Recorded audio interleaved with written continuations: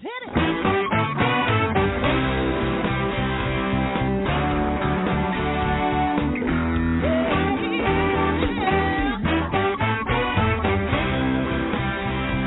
Well, hi, everyone, and welcome to Alzheimer Speaks Radio. I'm your host, Lori LeBay, and I'm so excited that you're joining us today.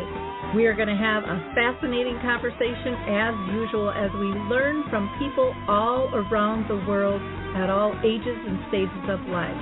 Stay tuned as we shift our dementia care from crisis to comfort. All right, here we go. What you think about,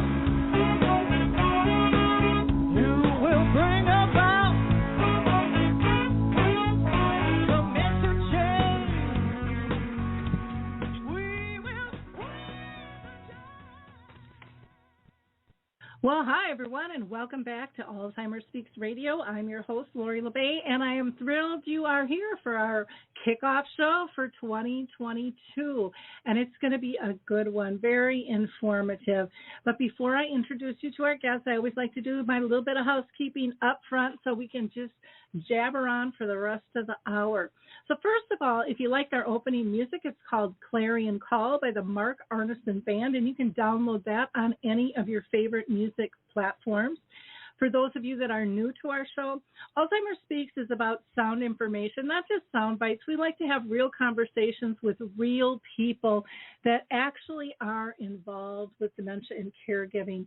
And today we are live, so feel free to go ahead and call in with your questions at 323-870-4602. That's 323-870-4602.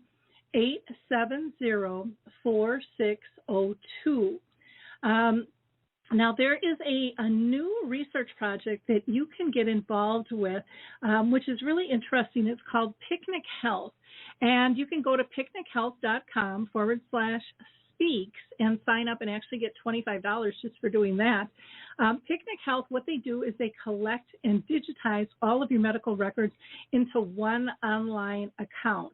And then you can consent to share anonymized data of your records with medical researchers. And by examining this real-world data from your medical records, researchers can actually find out answers to things that they can't find out in clinical trials. So there's some really important information in all of our unique healthcare journeys. So feel free to share your story. And if you're caring for somebody with Alzheimer's disease, you can also sign up on their behalf as long as you have, power to do that.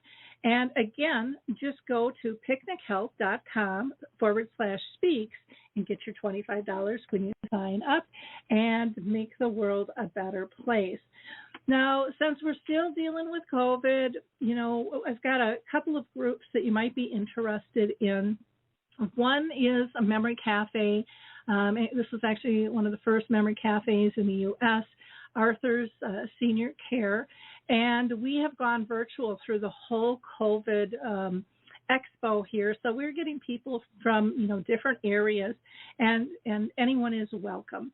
We meet on the second and the fourth Wednesday at 1 o'clock Central, so that would be 2 o'clock Eastern, noon Mountain Time, and 11 a.m. If you're Pacific Time. And we meet for about an hour, hour and a half. And if you're interested, you can reach out to me for more information.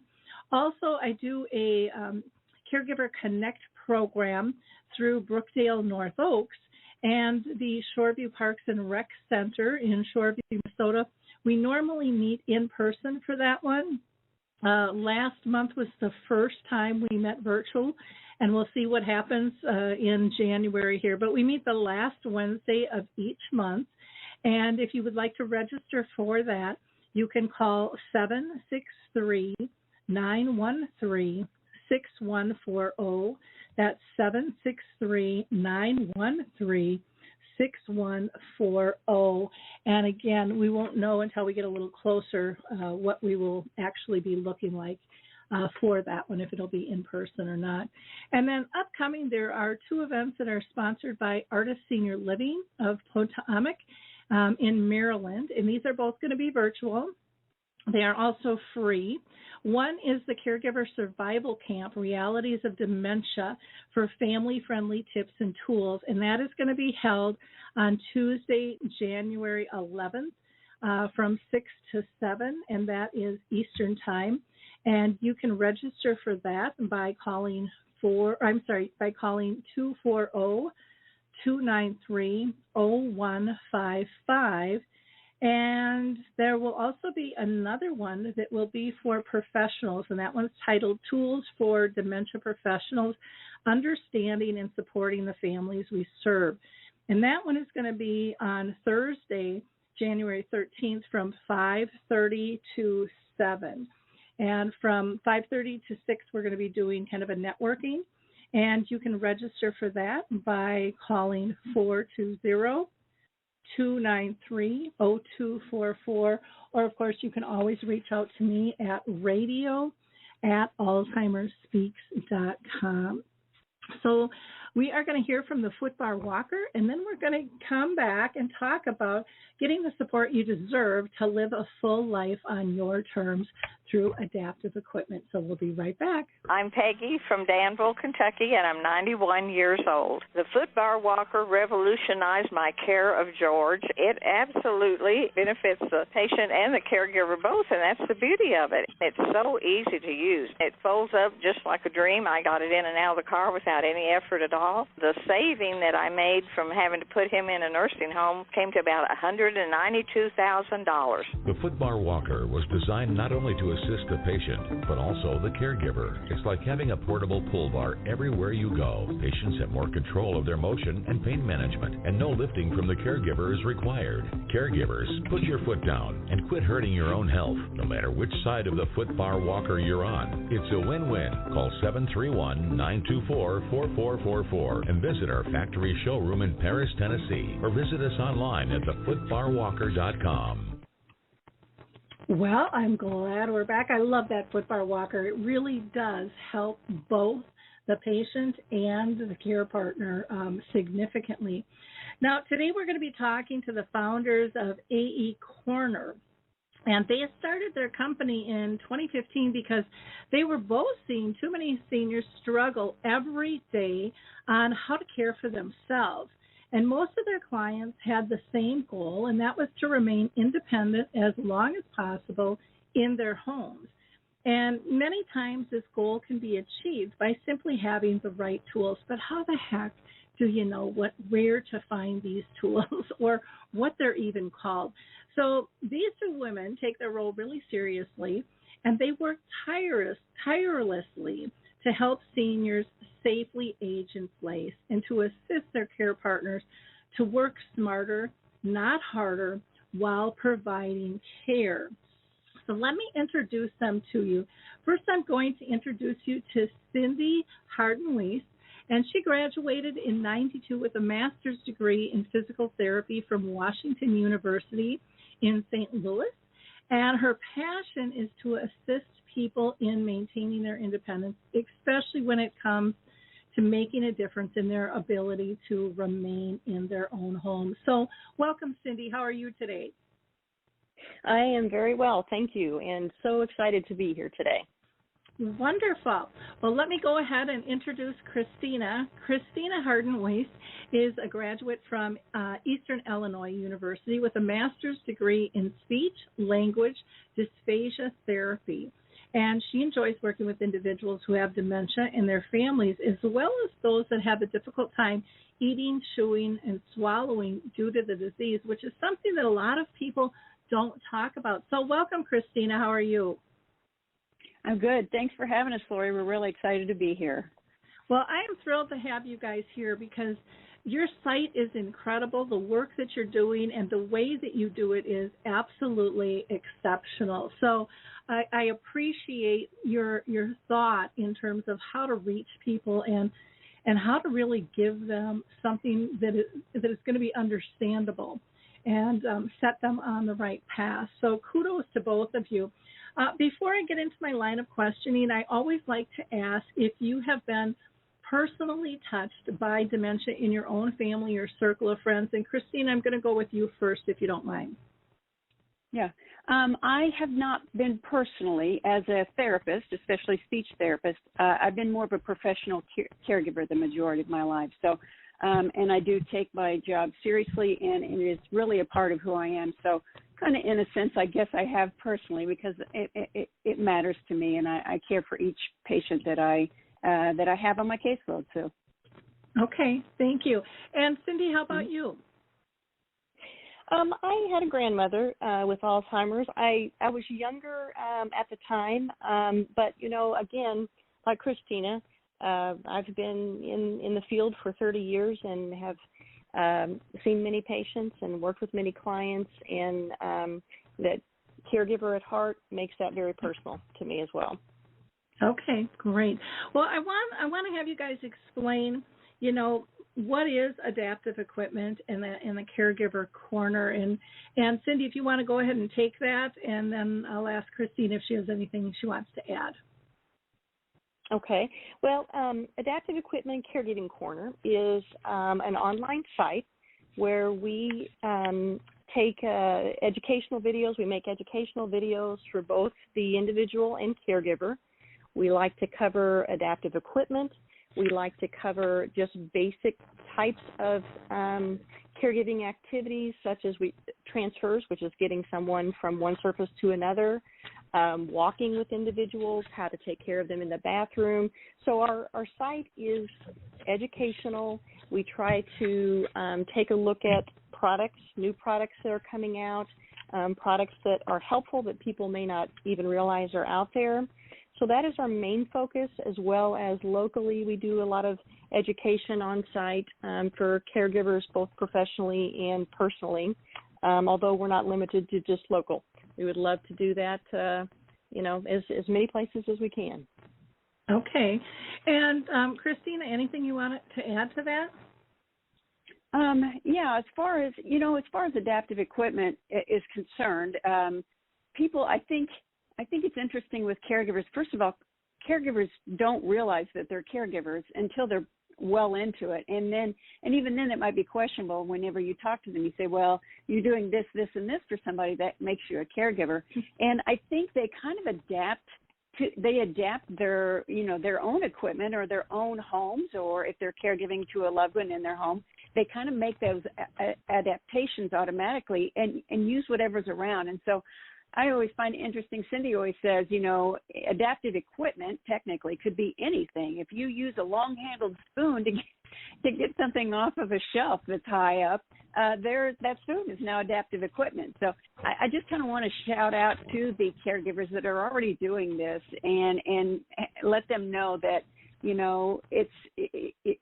it's just kind of natural, I think, for most caregivers to adapt their situation or their environment. So kudos to them.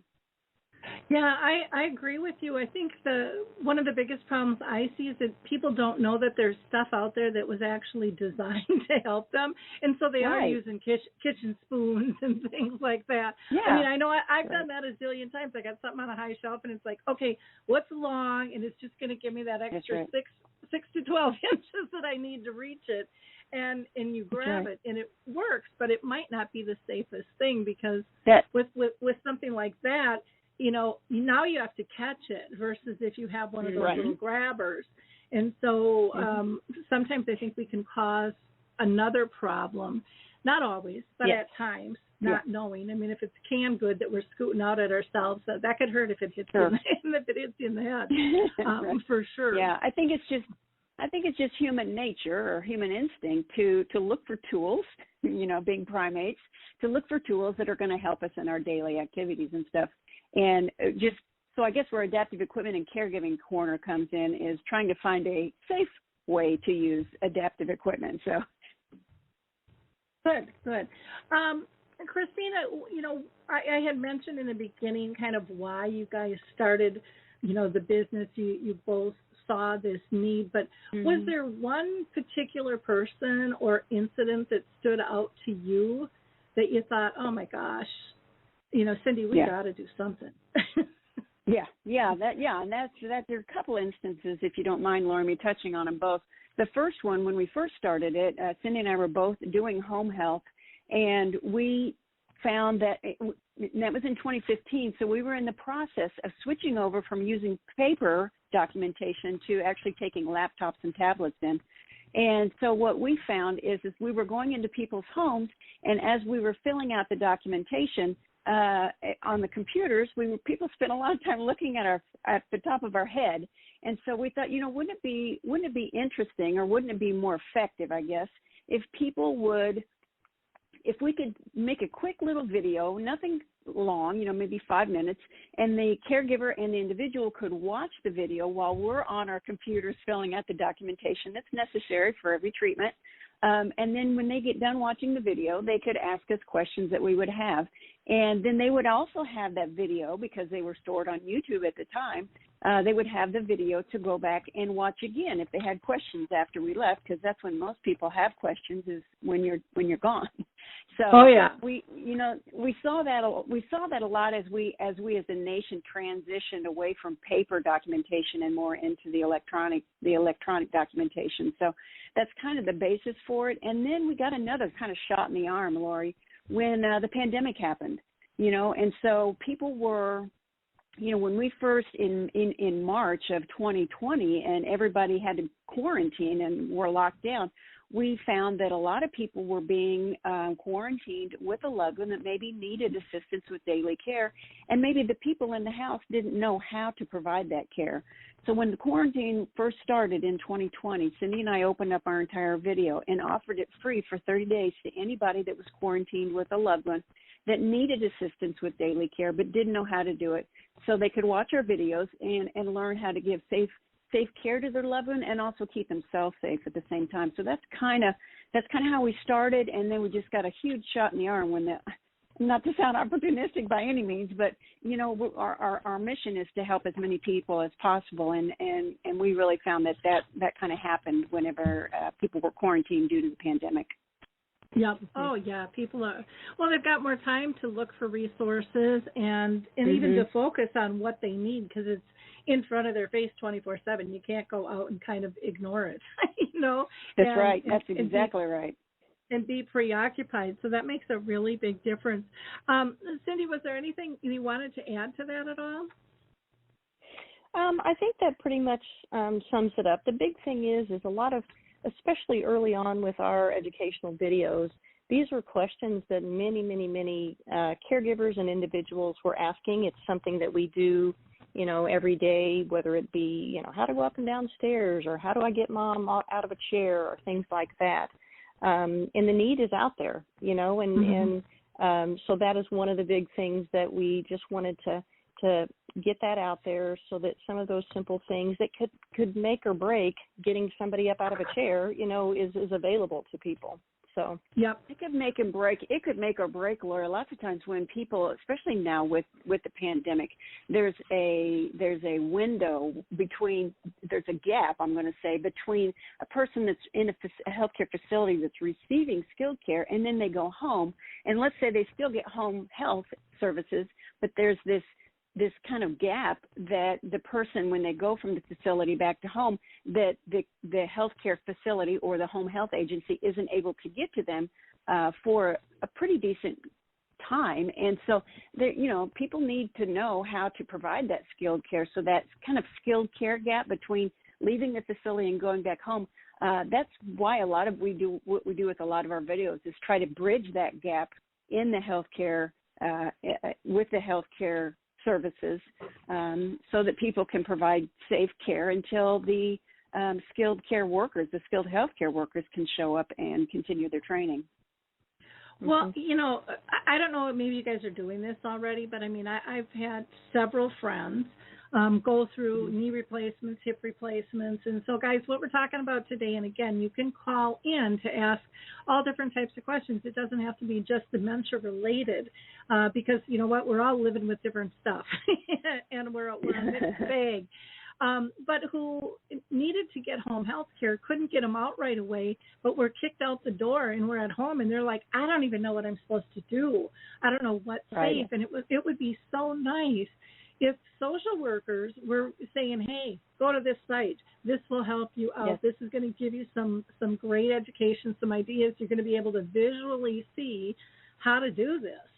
Are they tapping into this at this point? Because I would think, man, would that be a wonderful, wonderful tool for them to just calm people down? I mean, families are stressed during those transitions.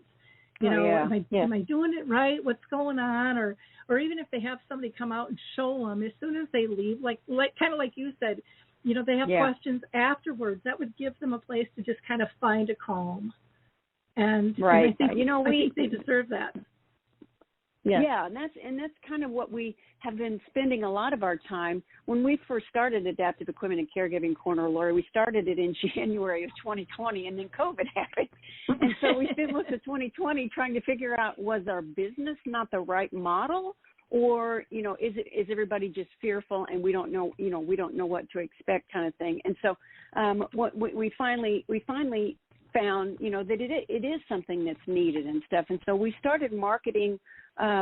With our video library in particular, we like to market more to the business, because besides watching over our clients physically, and as far as rehab is concerned, we also try to make it as affordable as possible. And that includes the access to our videos. We would rather have a company pay for the entire subscription and give that out to their patients than actually go to the individual. Now, the individual can go to our website and buy their own subscription, but, we would rather that it would come from a company.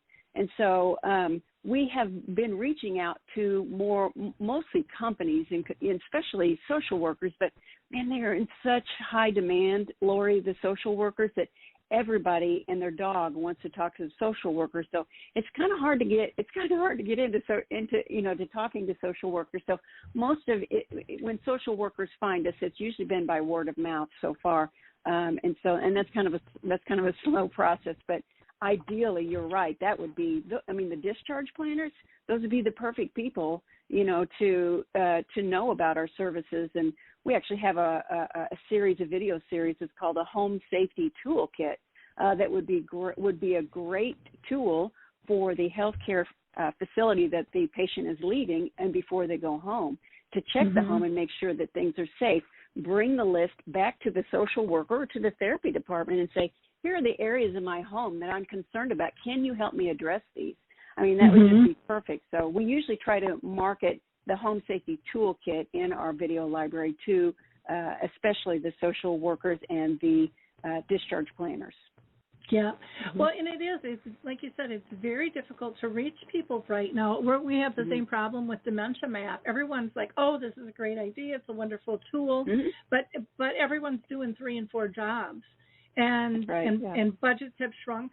And who you talk to has changed, because, staffing is a revolving door. And so they're just trying to maintain. And yet it's sad to me, because they don't realize there's so many supportive resources out there that could help them manage better if they just took an hour or 2 here or there to really look at what could help them, decrease their staff load in terms of time and energy, and up patient satisfaction as well.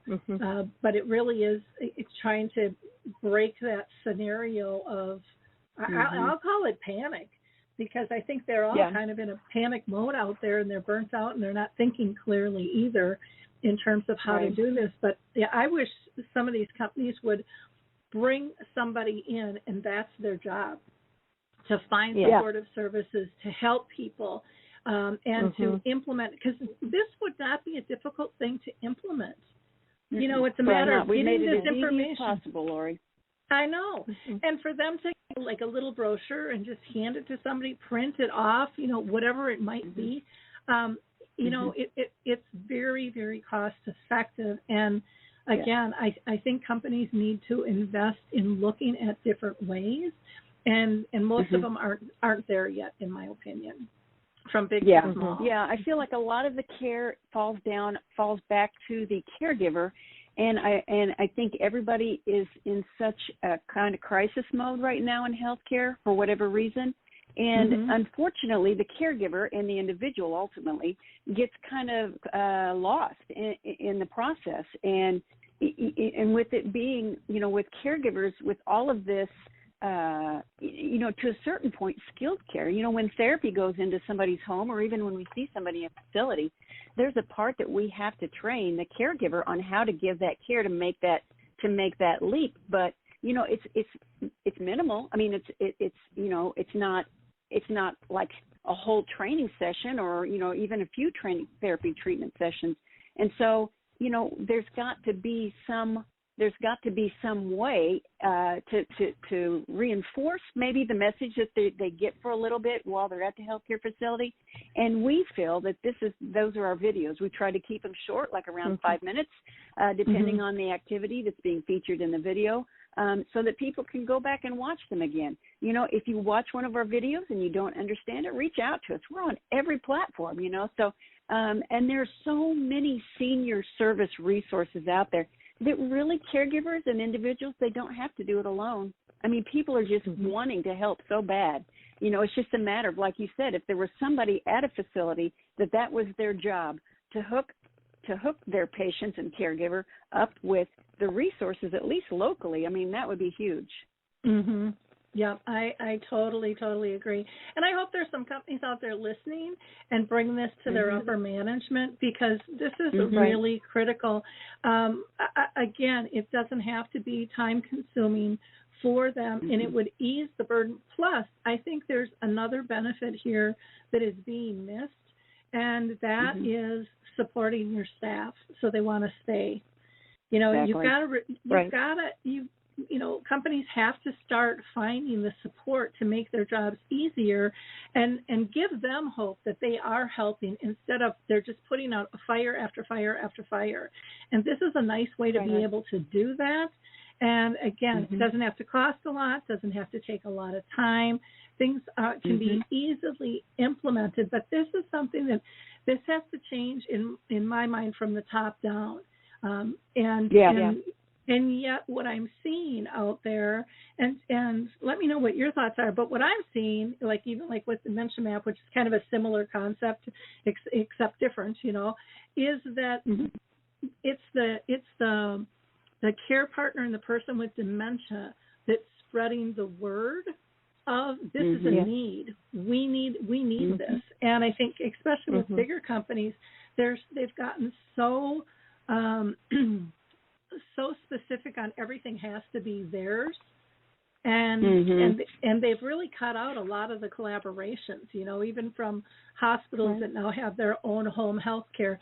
Yes, they can't say you have to use theirs, but that's going to get pushed first. But everything has been monetized to a level that maybe doesn't meet the public's needs all the time, and is a narrower focus. I'll get off my stint on that, but I just think that that's a really important thing for people to look at and so forth. Cindy, why don't you tell us what kind of we've kind of touched on the services and stuff, but my guess is that there are categories of adaptive equipment that people don't even know exist. I mean, people know about walkers and things like that, but Right. I think it's the smaller stuff that helps, especially with activities of daily living, just kind of bridges that, loss of function or lack of function. The unfortunate thing is, and I hate to even say this, but it's true, is a lot of the things that we are showing aren't necessarily covered by insurance, and that's a whole other soapbox that I'm not going to jump onto today.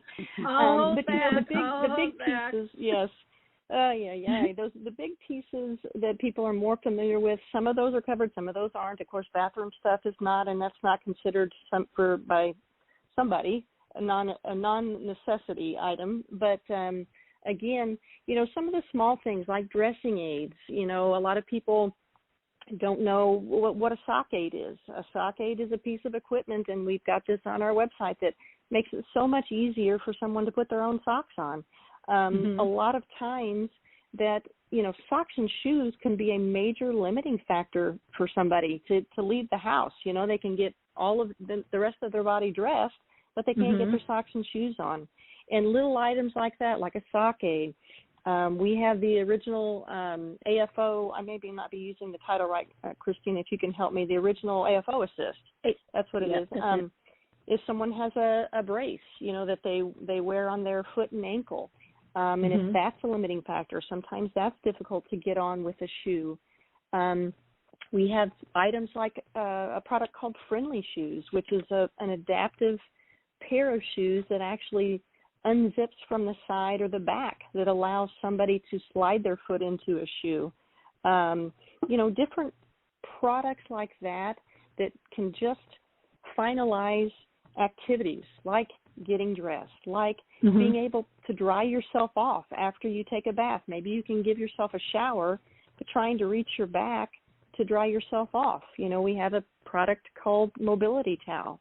There are so many ingenious people out there, and they're coming up with ideas out of necessity, usually for a family member, and those are the people that we love to connect with and to try to bring their stuff to the forefront because, again, it was out of necessity, and I know for a fact, after working so many years in the field, that if there's one person having trouble with that, I can guarantee there are many people having trouble with that.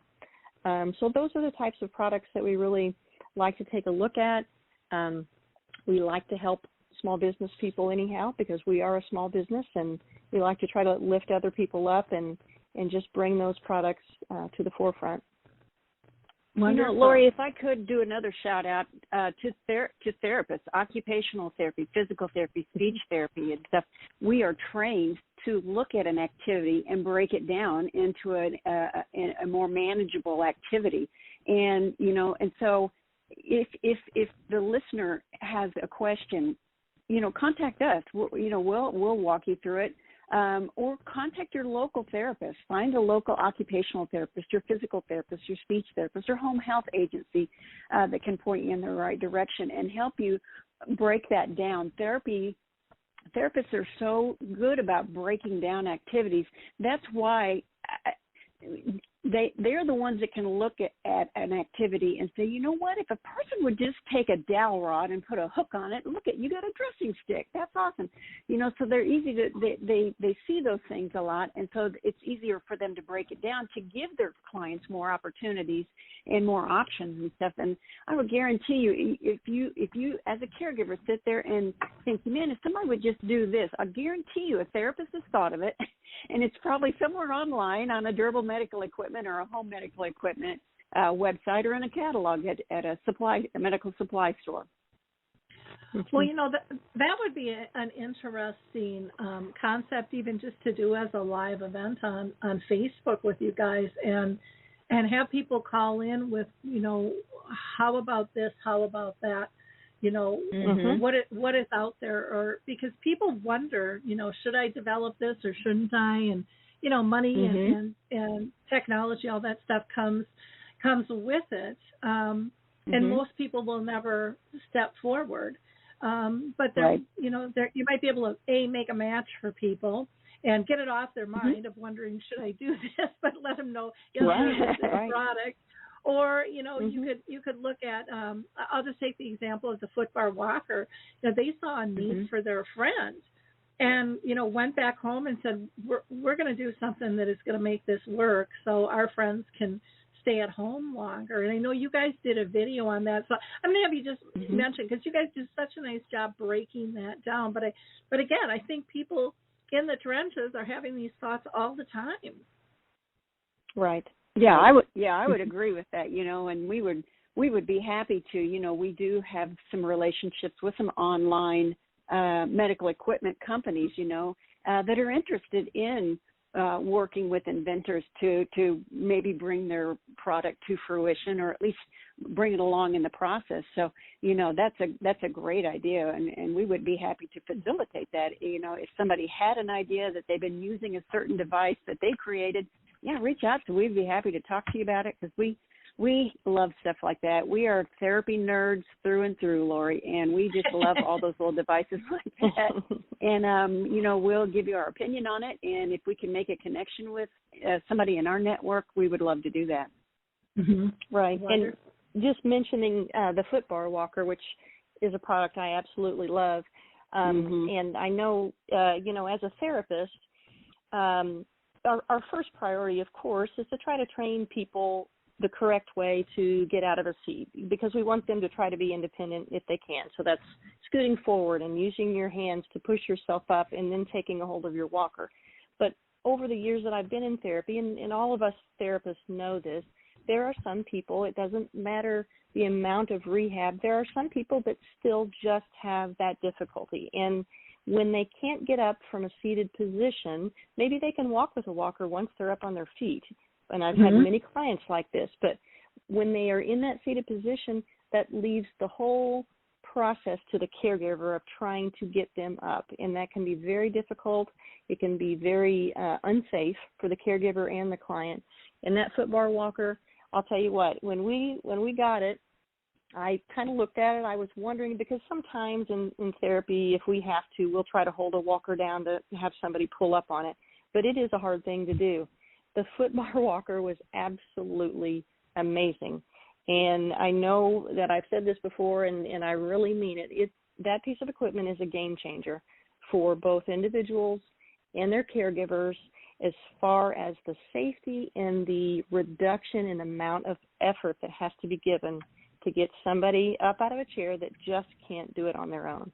And talk about a bridge to some improved function once the person is up. If they're able to walk with a walker, just bridging that gap from them getting up to taking off walking is amazing. And the dignity factor is just is also out of this world. Yeah, I agree. Well, thank you for giving them a plug. I want to see that thing take off. It's so incredible. And it just amazes me how many people don't know about it yet, and they need to know about this, because it's gonna help your loved one, your client, and it's just gonna make life easier and, like you said, more dignified for everyone. So if you haven't, check out the foot bar walker, and go to their website and check out their video, because you guys do such a nice job breaking it down of how it's different. That's what I love with all your videos. How many videos do you guys have? I mean, you've got hundreds of them, don't you? We do. We have about 320 videos, including some exercise and stretching videos. Okay, that's fantastic. With many more to come. Yeah, it grows every month. We put more out there. So wonderful. One thing we haven't talked about is adaptive equipment for eating, and I think this is something that most people don't know about. The specialty silverware and plates and cups, and can you guys talk about that a little bit and things for swallowing? Yeah. As far as with speech therapy looks at the mechanism of swallowing or difficulty with swallowing called dysphagia. And there are actually pieces of adaptive equipment out there when people have difficulty swallowing or difficulty feeding themselves. That's a big part of it too. There are pieces of silverware or built up handled silverware. So when people, for example, might have difficulty with their grip, they're able to grip a built-up handle a little bit easier, and they sell that. There's also silverware that not only with the built-up handle, but it's weighted. They actually have the handle has some weight to it, some heft to it for people that might have tremors due to essential tremors or Parkinson's. That helps control the tremors just a little bit more, because at that point it's all about getting the food from the plate to the mouth to make sure the nutrition is there. So also, there's a product that we actually did a review video on that's called a meal lifter. That was developed by a couple in Kansas, and they, I think it was his mom that had Parkinson's, and she lived in an assisted living facility, and dignity was an issue for her because as she was feeding herself, food would fall off of the fork or the spoon. And so what they did is they have this, it's a round plastic lift is what it is. It's a circle, and your plate sits on top of it. And so what it's done is it raises the plate about 9 inches, and so it has shortened the distance between the plate and the patient's mouth so that you can get more food. If you have tremors, you can get more food in your mouth instead of losing it in the longer, the farther away transition. That's a really, I think the meal lifter is a game changer as well. Then there are cups for people that have difficulty with swallowing. There are also cups for people that have tremors. Dignity, of course, is a big one. There's a cup out there that's called a Kennedy cup. Kennedy, like the President Kennedy. A Kennedy cup, it's got a lid on it. It has a collar that reaches down inside the cup. You put a straw in it, and it's got a handle on the side. It doesn't look like a sippy cup. That to me is a big issue. Is you want to try to make sure people you don't have like a little baby sippy cup and stuff. You want to save their dignity, and so this cup looks a lot more like something you would just see on a table. But it has a lid and it's screwed on, and so because the collar goes in there, whenever it dumps over, it doesn't spill. There's no liquid comes out and stuff. That's a great cup for people with tremors. And then there's another cup that's called a nosy cup. Nose, like the nose on your face. And it's got a notch out of the corner, and the notch is there so that whenever people have difficulty swallowing and they want to take the last few sips of the drink in their cup, you have to tilt your head back. And when you tilt your head back and you've got difficulty with the timing of your swallow, let's say your timing of your swallow, you don't trigger your swallow quickly enough, now when you tip your head back, you got a straight shot down to your lungs with that liquid because your head is tipped back.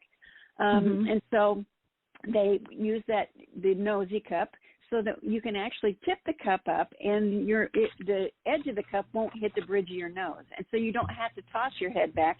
You just tip the cup up, and you can keep your chin in a more neutral position to take advantage of the swallowing mechanism, the built-in safety features of your swallowing mechanism. So shelving paper, not even shelving paper, but that rubberized shelving paper that you could pick up at, one of the big box discount stores. You could put that underneath somebody's, like a placemat under somebody's plate so that if they have some tremors, they won't be pushing the plate all over. They don't have to chase it all over the table. It will stay on the placemat. I mean, just some simple tricks like that. So they make weights you could put on, like little wrist weights you could put on your wrist to help reduce the tremors for people with Parkinson's. Here's a fun little hack that I like is you could take a tennis ball and cut a slit in it and put a spoon or a fork in the slit of the tennis ball, and now you've got kind of essentially a built-up handle silverware, but you got more of that primary grip instead of the more the dexterity you might need to hold on to a fork or a spoon. Wow. There's all kinds of stuff out there. It just makes me so happy to see. Yeah. Well, and again, I think there's so many people that just don't know about so many of these things. And, it's absolutely critical that we get word out on the street that there is help and there's variety. It's not a one-size-fits-all. There's many different opportunities in ways that these products can be utilized. We do have a caller on the line, so let me just pull them in here real quick. We've got a caller from a 4547 number, 4547. You are live and on the air. Do you want to introduce yourself? Yes, Lori, this is Gary and Nancy Morris of the Footbar Walker, and we are enjoying. Hi, Nancy. Happy New Year, ladies. Happy New Year to you and Gary. I wanted to throw in case they forgot, that they gave us a wonderful award for 2021, the Functional Independence and Dignity Award. That was such a thrill. Oh, yeah, that was, I'll tell you, we were really, it was a game changer, and we like to give out those. We gave out a couple awards last year, and the Footbar Walker was one of them because it does help maintain people's functional independence and their dignity, and that we were so happy to be able to be involved with the Footbar Walker, Nancy. And it really is a game changer. I wanted to tell you one thing. You were talking about Parkinson's. The man that we actually designed the first one for had Lewy body dementia and an essential tremor. And we also have customers that have Parkinson's. And I think because they can reach out as if they're pulling on the back of a church pew, for whatever reason, their tremors do not kick in as fast as if they're trying to push off or do all of the muscle work themselves. And and I think as they learn to use the walker more and more, we laughed and said George White used it so quick that his muscles didn't even know he had done it. Well, and Lori knows what a big fan of Peggy is. But I just wanted to call in and tell y'all thank you so much, and how we do pray that 2022 will be the year that more people will find out about our wonderful product. Great. Right. That's our goal too, Nancy. Well, thank you so much for calling in, and we wish you nothing but the best in 2022. And tell Gary we say hi too. Hi. Hi, Gary. Hi, Gary. Well, thank you so much for your work at pulling the footbar walker together. It's amazing. Okay. They're a prime example of what you can do with an idea. Not just let it spin around your head, but really, really push it forward. I want to kind of continue with our conversation. I can't believe we're down to 14 minutes already. Time just flies when you're having fun here. How do caregivers reach out to you? What's the best way? Is it through your website, or? And Christina, you can go ahead and take that. We're on all. We have our website. Our website is AECorner.com. And we're also on Facebook, and we're on Instagram, we're on Twitter and LinkedIn, and of course our original platform was YouTube, and so we're all over YouTube. And we just started a TikTok channel too, Lori. So we're out there trying. I mean, there's really, if you can't find us, it's not because we're not trying. So usually we get a lot of people that will reach out to us from our email. We have a contact page on our website that you could reach out to us to contact us. And I would encourage your listeners to reach out to us. If you have a question, ask us on one of the social medias. We will try to answer it if it's okay with you to answer it on social media, because if you have a question, I guarantee you there's a lot more people that have that same question. You just had the courage to ask it, and we appreciate it. There really is no silly question when it comes to adaptive equipment and safety. I agree. Anything else you wanted to add there in terms of contact information, Cindy? I was just going to let people know too, though, if it is something that you don't want to share on social media, again, come through our website and do the contact page. Like Christina said, that we talk to a lot of people. We've had a lot of questions. We've been able to problem solve with people on their situation. Now, of course, not being physically there, we always recommend that you consult with a local PT or OT. But we have been able to try to find some equipment or equipment resources for people. So that's just what we do. So feel free to reach out to us. Can you help them find physical therapists and things like that, or language pathologists, in their area if they're kind of lost on that? We will probably do just a general search. As far as that goes, we don't have a direct resource, but we did that for somebody. I'm trying to remember. I don't know where it was, but yeah, we did find somebody for an outpatient facility for somebody. But you have them contact. We usually try to have them contact their primary care physician because they will probably need some kind of a referral for their insurance and stuff. So it'd probably be the more efficient to contact their primary care physician. As far as resources are concerned, Lori, we've got a resource page on our website. It's got a listing of state by state of, it's not exhaustive by any means, but it's a list of all the lending closets state by state. And lending closets are health equipment lending closets. They receive and refurbish medical equipment and then loan it out for no cost or low cost to people in their areas. And, so a lot of something like a hospital bed or, a mechanical lift, that'd be a good place to start before you go straight to a store online to purchase one. At least see if there's one that you could try out for sure, or borrow at least. So you could go to our resource page for that. There's also almost every state has at least one, if not more, I'm sure, area agencies on aging. and they are a great source of information regarding senior services in their area. To find your local area agency on aging, if you go to elderlocator.org, you type in your zip code, and it will give you a list of the area agencies in your area. Okay. I think that is really interesting because so many people don't know that there are places they can go to. I didn't know until my dad actually passed away, and we had some equipment with him and found out like the Legions and the VA a lot of times take equipment and then they repurpose it. It's like use it till you don't need it, bring it back again. And it was like, oh, how slick was that? Or even clothes and things like that. You're just kind of at a loss of, what's the best use for this. So I think that's fabulous that you have that down. And I would imagine if people know of others, you'd be open to hearing those other resources from people. Yeah, because the list isn't exhaustive. Mm-hmm. Yeah, wonderful. We would be happy to take if you know of something and it's not on our resource page, reach out to us. We'd be happy to add it because it's just we find those two resources in particular, the lending closets, the fraternal orders that do stuff like that, and the area agencies on aging are just valuable resources.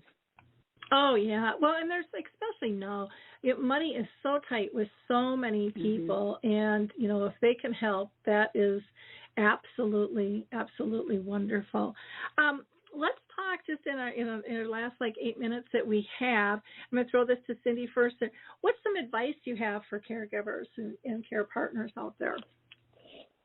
As far as caregivers, this is what I would tell them, and this is what I tell my caregivers when I train them.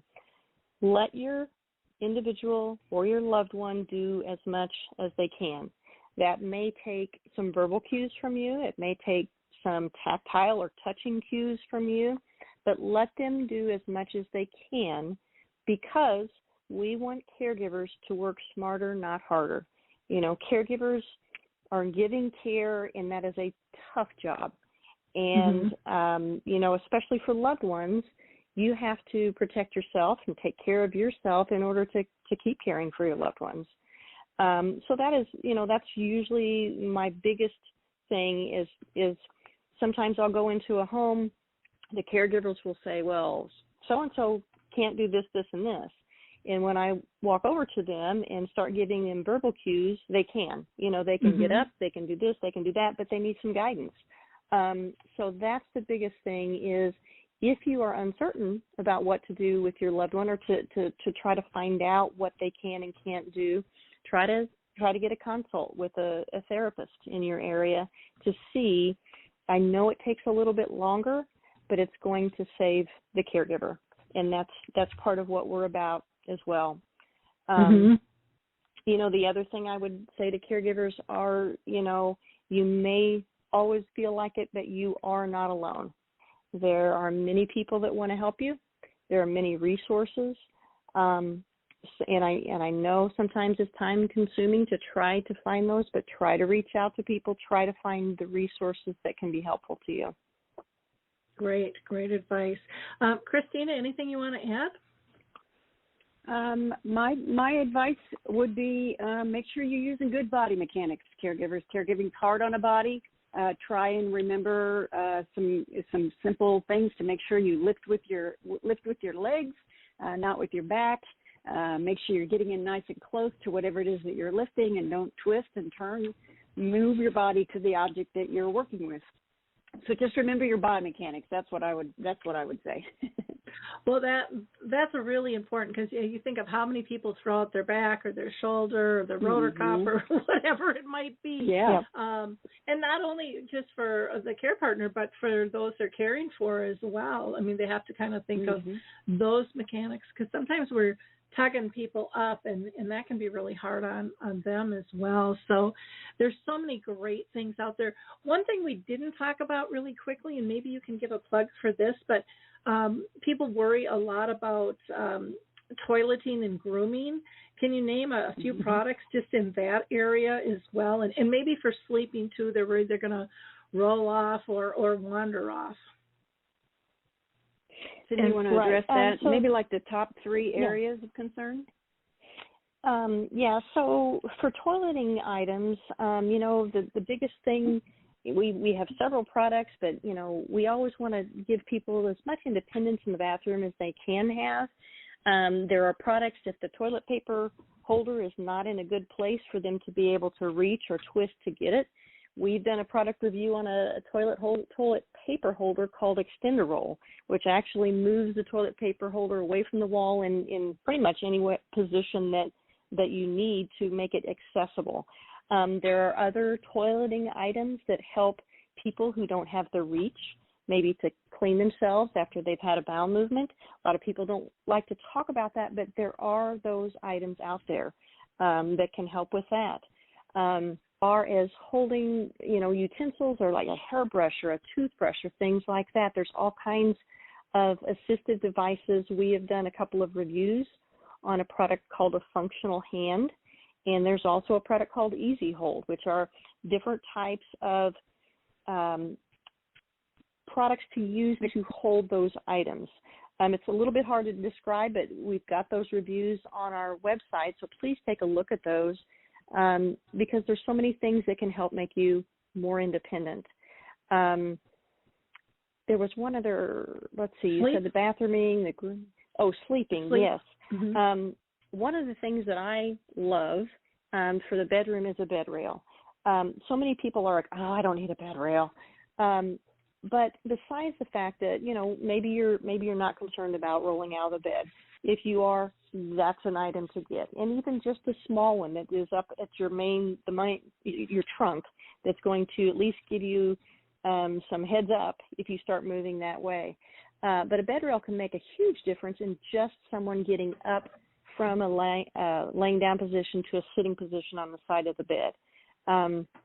The bed rail so that's a big item. The other item that I like to suggest is putting some type of a motion censored light, battery operated preferably, so that you don't have to check down or find an outlet, but battery operated motion sensor light that you put underneath the bed so that when your feet come down onto the floor, it lights your path right there at the bed. Safety is a huge thing, especially at night, especially in the bathroom. So motion sensor lights are something that I would really suggest. There's another little thing that I just love is a toilet light. Besides the fact, and this is going to sound weird, but the toilet light that changes colors just makes me happy for some reason. I don't know. But when you get up at night and have to use the bathroom and your toilet is lit up in green or whatever, it's a nice subtle light, but it's so much, it improves the safety so much. So those are things that I would suggest for those areas. I'm glad you mentioned both of the lighting options because I had written those down to mention.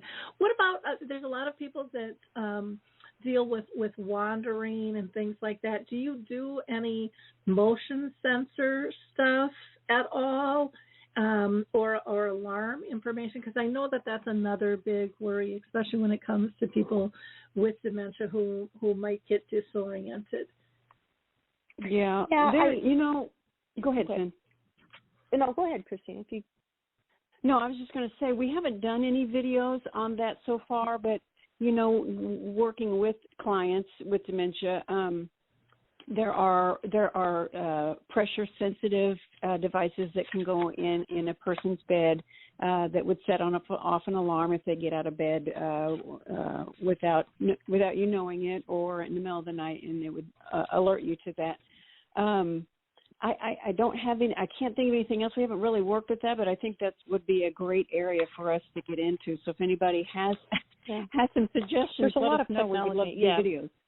Yeah. There's a lot of technology out there that a sensor. Like I've read, and I don't know if it's come to complete production yet, but there are things where you could put trackers in people's house slippers. And that way, if they fall and there's no sensor, the sensor's not picking up anybody on them, then it will alert you that somebody has fallen, or a credit card. There's some kind of a device that you could put in a person's purse or their wallet, and if they wander off, then you could find them via GPS and stuff. They got tiles now that would probably simulate something like that. Well, wonderful. Gals, this has just been a great conversation. Again, folks, how important is it to get the correct adaptive equipment? It can just be life-changing. Go to their website at AECorner.com, and from there you can get a hold of them. Thank you so much. Like, click, and share, and spread the word. This is a really impactful, informational interview. Thanks, everyone. Bye now.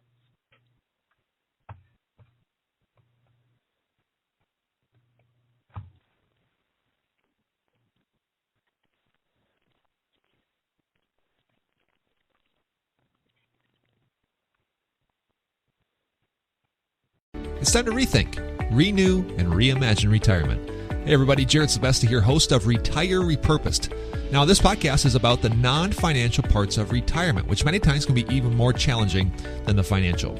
We believe retirement is not the end, rather the beginning of what could be the most impactful, purposeful, and fulfilling season of a person's life. So don't retire, become repurposed. To listen now, search Retire Repurposed on your favorite podcast platform, Senior Resource, or Life Audio.